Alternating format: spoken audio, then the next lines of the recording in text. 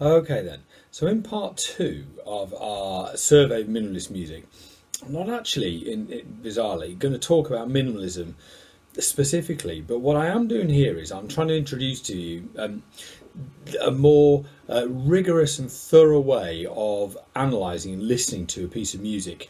Now, I'm going to try and go into some detail here. I will use quite a bit of technical language, but all the terms I use, the main important terms, you'll be able to see them as I talk. For those of you out there in Year 8 who are going on to study GCSE music, and I know that's a good number of you, and we're really looking forward to getting cracking with that with you. This sort of thing that I'm talking about now is going to become our bread and butter. It's something that we're going to practice and use over and over again when we're listening to different pieces of music.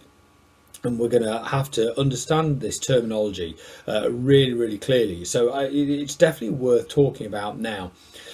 A lot of it's not terribly complicated, and some of it's also stuff that we've referred to beforehand. But there's like a sort of, I don't know whether you call this an acrostic or a mnemonic or whatever, that helps us remember all of the different things that we can look for or analyse in a piece of music. So that's what the middle of these three presentations on minimalism is about, okay? Here is our second part of our minimalism topic. But if you remember from part one, what I'd said here was that this second part is not really specific just to minimalism. This is to do with the way you understand any piece of music in any style, really. So this is obviously related to minimalism at the moment, but this is Dr. G. Smith. And as I mentioned, it's acrostic.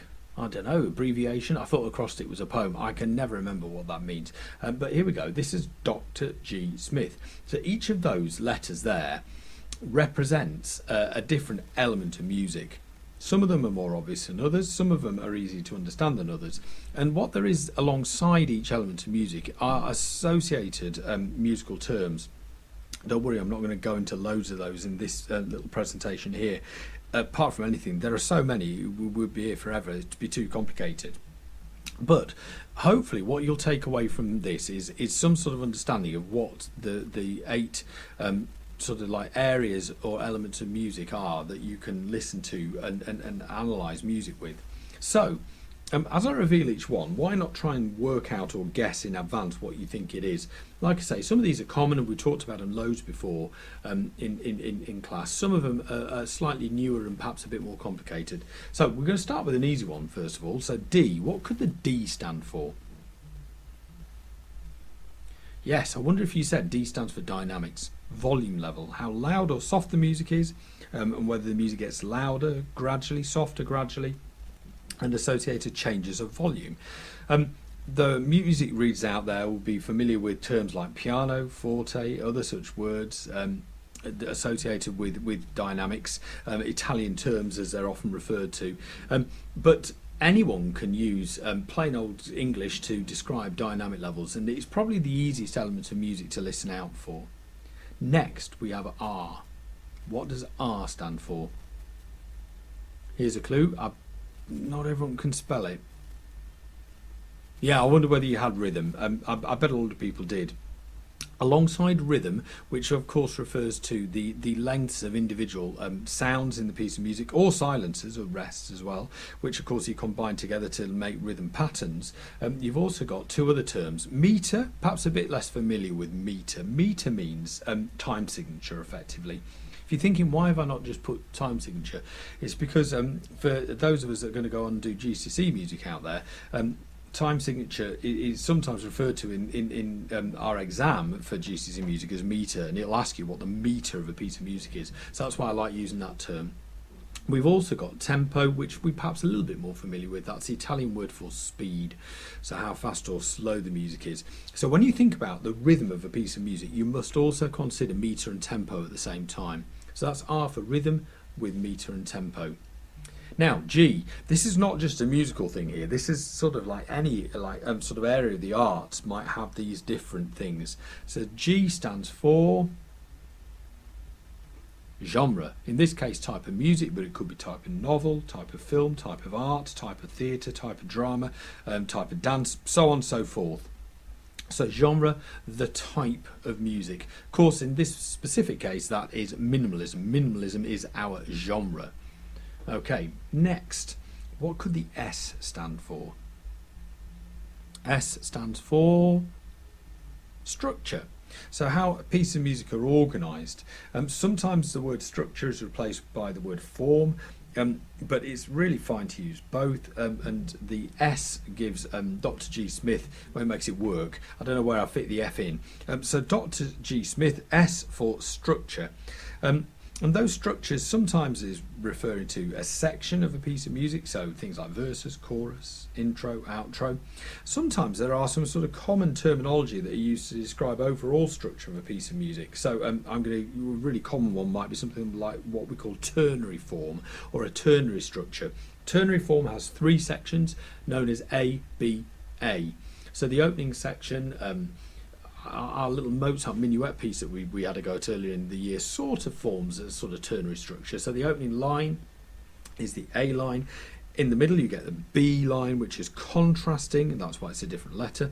And then at the end of the piece you go back to A, or sometimes referred to as A1. It's very similar or the same as the opening line of music or section of music. So ternary form. Sometimes you teach younger students to understand ternary form as being a bit like a sandwich. You've got your bread as your A section and the filling in the middle as the B section. So ternary form, a very common form or structure, but you can have all sorts of different structures, and you know there are loads of different ones out there. So S stands for structure. Now M, what could the M stand for?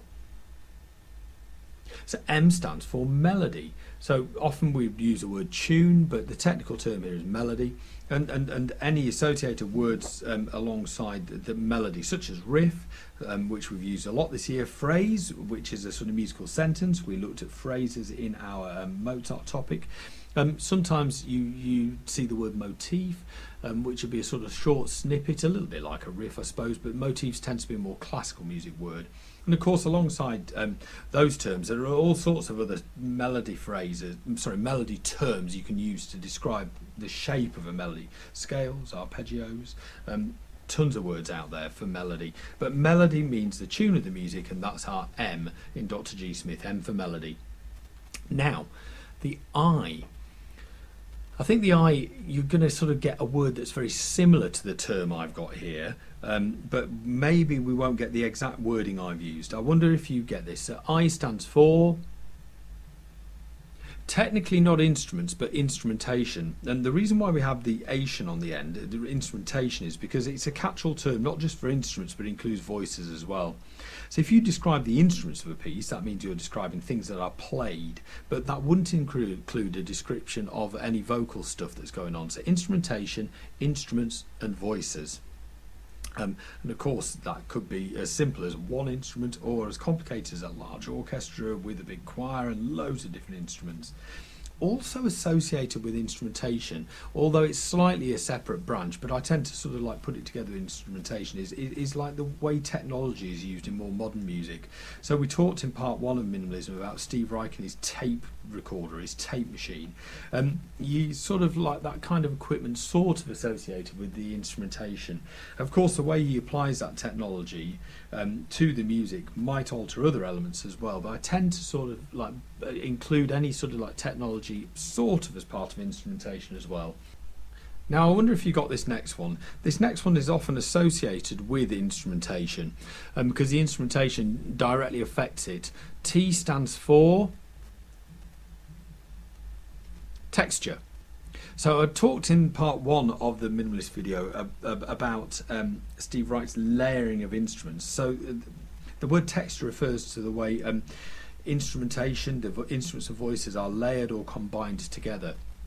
There are some fairly complicated words associated with texture, all of which end with the word phonic, P-H-O-N-I-C, which means sound. It's an old-fashioned Greek word for sound. And the three main texture types are monophonic, homophonic, polyphonic, and those are sort of GCC type terms. But you can think of texture in a sort of slightly simpler way, which is perfectly fine and works as a description or analysis of the music, to do with how thick or dense the sound is.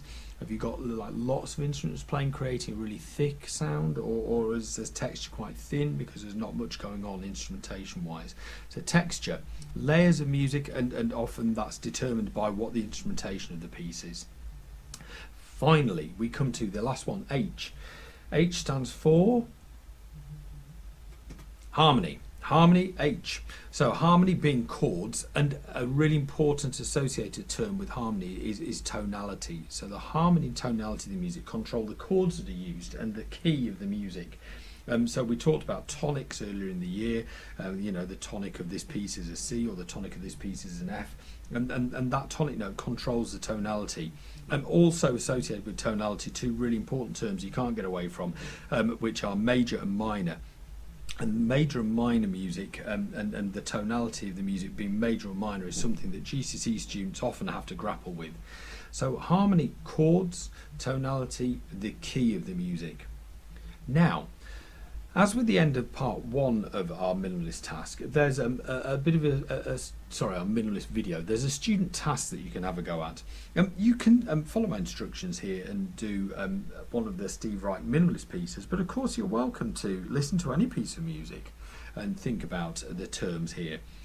But what you're doing here is you're actually really using your brain and engaging in the music and trying to think deeply about it, using these different elements of music.